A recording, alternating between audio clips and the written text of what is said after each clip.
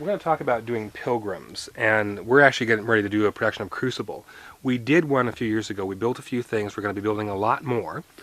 The thing when you're doing Puritans, and they really are Puritans, you want to remember that there's a few colors you're going to be into. Brown, gray, black, and yellow. Believe it or not, yellow is actually a Puritan color.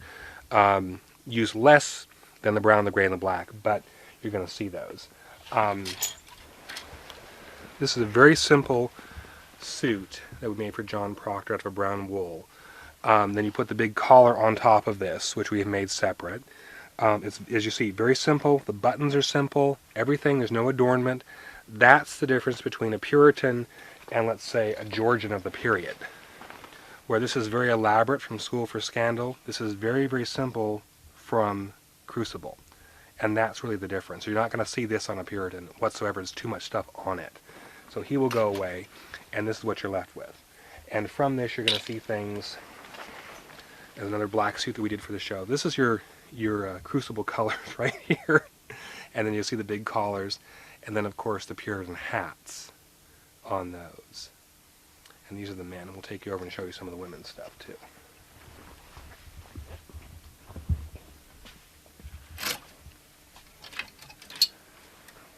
We don't unfortunately have a huge selection of these, but this one was made by my friend Carolyn for a play, and then one of the very kind of BBC version.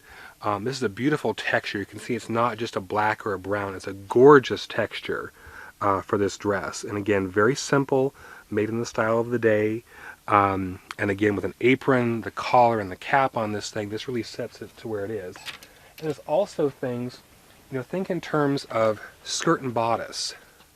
We had the skirt, and she just made the bodice to go with this. And you can see these work in the very same world. And again, you put a collar on this with a bonnet, and these become the Puritans. And you can see how nicely these are made. I'm going to show you an example. You can see the quality of this versus just this kind of gray cotton unlined dress that says, "Hi, I'm a Pilgrim."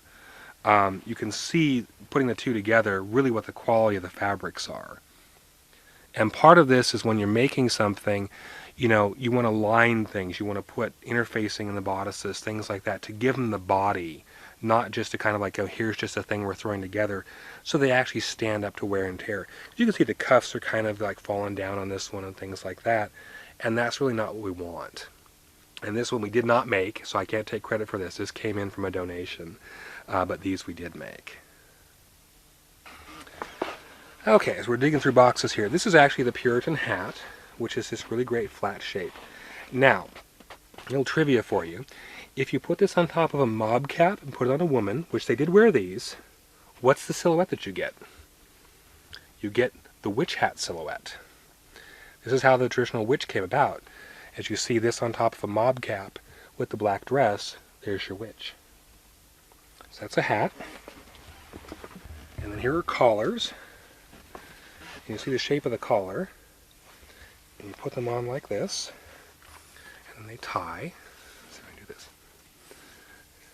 Like that.